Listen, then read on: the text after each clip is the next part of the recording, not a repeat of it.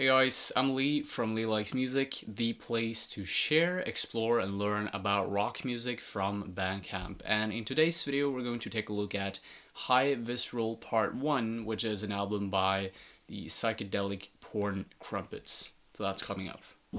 So the Psychedelic Porn Crumpets is a band from Perth, Australia, and they create psychedelic rock, and it's kind of mixed together with hard rock. It's probably not a surprise that they create psychedelic rock, Psychedelic Porn Crumpets. They actually opened up a few concerts for their brotherly band, which is called King Gizzard and the Lizard Wizard. Some of you guys might not be surprised by that because these bands actually both go within these genres of psychedelic rock and hard rock. So yeah, they actually fit well together as supporting acts. So what I didn't like about their two studio album releases is that both of them have insanely bad opening tracks. It's sickness that both goes within this record and their part 2, which I'm going to talk about in our review later on. Cornflake is the opening track, and Cubensis Lenses, the second track, would have been such a great opening for this album. I get the intention that the band is trying to promote here. This first song, Cornflake, it is a mixture, a perfect blend between something hard rock-ish and something psychedelic, and that is something that it is an idea that kind of introduces you to the whole theme of the album, because the whole album is just meandering. It's like a dance from the psychedelic genre onto more hard rock inspired material. But for some reason this song, Cornflake, it seems so cheap. It's sounding unoriginal to me. It's very dynamically flat and boring. It has this very catchy riff that is going out throughout the intro and also interchangeably throughout the whole song, but I didn't like the mix between that and the other sections. It was just so flat and, yeah, dynamically flat and boring to me. Anyways, moving on from my frustration with the first track, I really think the whole album is amazing, just like their newest project, High Visceral Part 2. I think both of these albums are quite cohesive, and they're meandering from one genre to another, in addition to actually exploring many different inspirations along the way. There is no pure genre in any of these songs. There are no hard rock or pure psychedelic song here. There's just a forward-thinking and very original way of mixing and fusing together genres, moods, and inspirations, and that is very fresh. They have a really fresh way of approaching their way of creating music. Cubensis Lenses, Marmalade March, and Gallop to Southport are really good examples of this fusion, this bricolage of different ideas. You should definitely check them out. Although they don't take a left turn to something psychedelic, they do have songs that are a bit more psychedelic sounding, like, for example, and the adult, I just need to check the title here because it's so weird, and the adult abstraction of being, High Visceral, and Entropy are some of the highlights on the record where you can actually see that the band is wanting to implement something that is a bit more airy, something light, something spacey, and more psychedelic. These songs provide this listening experience which is very graceful, it's very light-headed, and you almost feel like you're transported into a completely different soundscape environment, and that is just so awesome. A few other notable mentions when it comes to the stylistic inspiration that these guys have is firstly the funk-inspired riff and the funk-inspired, I guess, cadence that you'll find on Surf's Up. The guitars, the bass, the drums, they all source and simmer throughout the whole track, and you get surprised when the track is over because it has such a nice flow. It is ebbing and flowing, and really it's so catchy and you want it to last longer. So when it's over, what do? Well, you play it over again and over again and over again. So Surf's Up, really standing out track here on this record. I really would suggest you checking it out. The second thing that I found to be a bit noteworthy about the stylistic manners here is that the band is also implementing some orchestral sounds during a few of the songs, and this really adds a lot to the versatility of the whole record.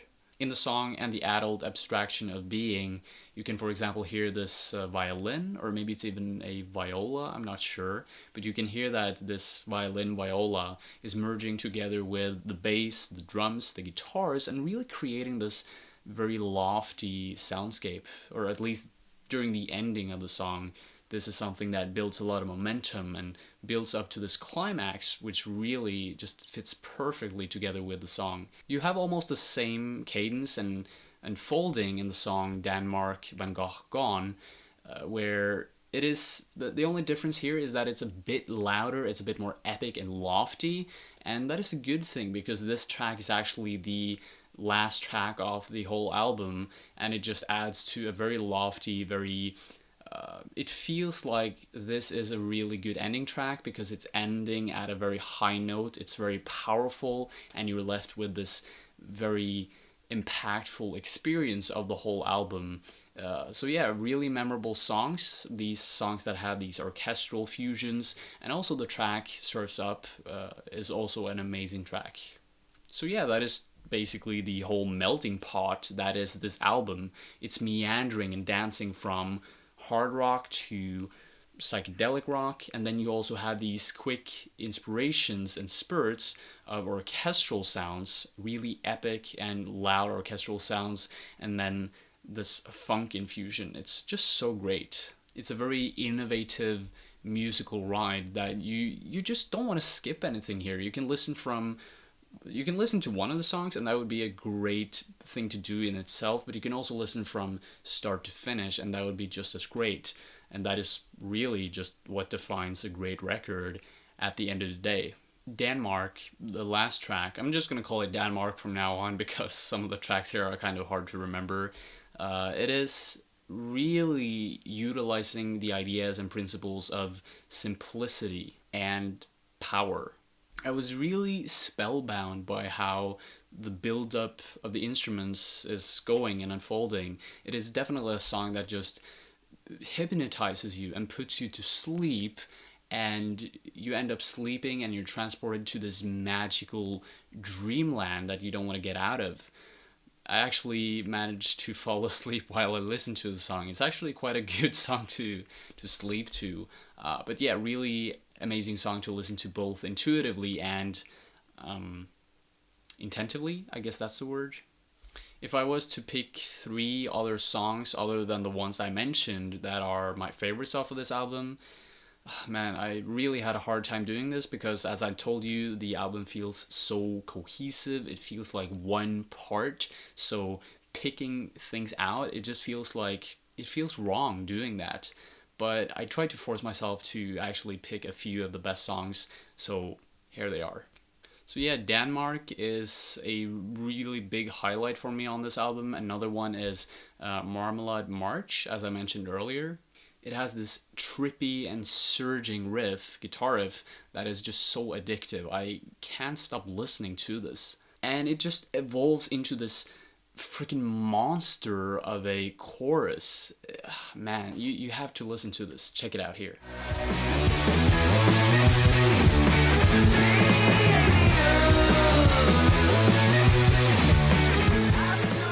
Surf's Up, I mentioned that one as well earlier. That is another one of my highlights. That's the reason why I'm bringing it up in the first place. It has this funk derailed hook, as I also mentioned. What I didn't mention is the dynamic shifts on the song. The dynamic shifts, the way that it goes from one part to another, from the verse to a chorus, for example, is just so God-given. That is the best way I can describe it. They're so on par, they're so nimble, so on point that you end up with this beautiful flow. Again, the song is just passing me by so fast. I'm having such a good time listening to this. Check it out here.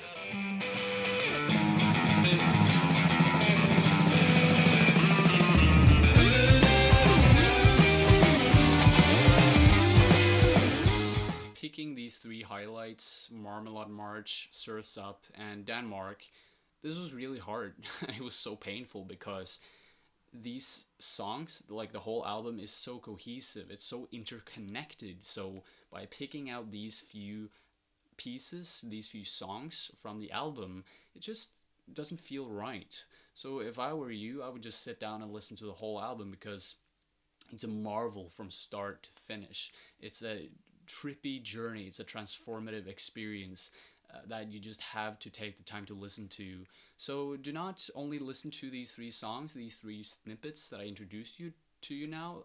Actually, just go and listen to the whole album. It's a freaking treat, okay? If I remember correctly, Jack McEwan, the vocalist of the band, he actually said that the recording process for High Visceral Part 1, this album right here, was actually, it was more of an off-the-cuff approach. That is the approach that they had when they went about with this album. When they created it, they were very off-the-cuff, very spontaneous. All the different songs kind of came together, and they didn't really plan everything. They just put it together, pieced it together, and there it was, High Visceral 1. While on the second album, which I'm going to talk about in one of my later reviews, High Visceral Part 2 was more planned. They actually spent, if I remember correctly, it was 9 months on the whole project, and they created, I think in total, around 20 songs, and they cut it down almost halfway. So yeah. My conclusion by saying this is that I actually feel like Part 1, High Visceral Part 1, this album right here, it is actually better than Part 2. And that is sad, because the band actually spent a lot more time creating the second one. But hey, maybe that is just a sign, maybe that's an indication that the band is working better when they are more spontaneous and playful and open to just creating on the fly. I'm not sure. Let me know what you think. Do you think they should continue with this off-the-cuff approach to music, or should they plan? I'm not sure. I mean, creating a good record in the first place, I think it has a lot to do with luck, so... But yeah, let me know what you guys think. If you've listened to the Psychedelic Porn Crumpets and you find their sound favorable, I would also suggest you check out bands like Wolfmother, Tame Impala, King Gizzard and the Lizard Wizard, Turbo Wolf. Actually, 3 of these bands are from Australia, so I'm not trying to point out that I know that many Australian bands, but these are actually pretty similar to the Psychedelic Porn Crumpets. So yeah, if you want to check them out, go and check them out.